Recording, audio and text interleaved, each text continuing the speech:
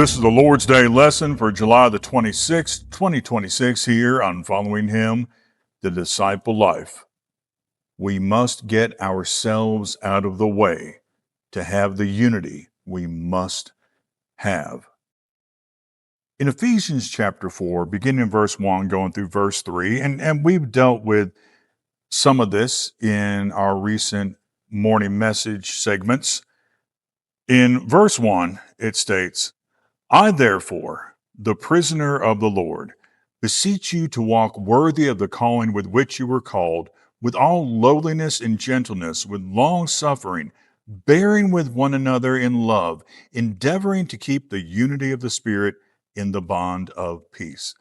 So that endeavoring to keep the unity of the Spirit in the bond of peace, there's a reminder here that while, yes, there is a fellowship through the Christ, there is a spiritual fellowship that we do have, but there's a practical side to this. There's a part here that requires our intentionality and our efforts.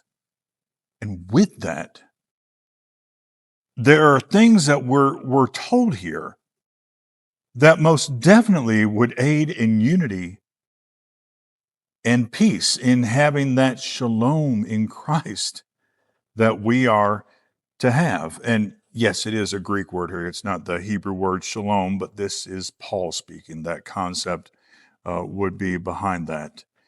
But notice some of the things he mentions here, this walking worthy. Now, we've dealt with this recently, that when you put verse 1 with verse 2 kind of helps moderate what's in verse 1, because it's not saying that we're ever going to be truly worthy. It's not that you live a certain way and you kind of look around and you say, wow, I sure do deserve to be saved. I'm so great. No, that's not the point. Rather, we do our best to live up to the Christ, to be like him, to live like him, to be like the one that is truly worthy.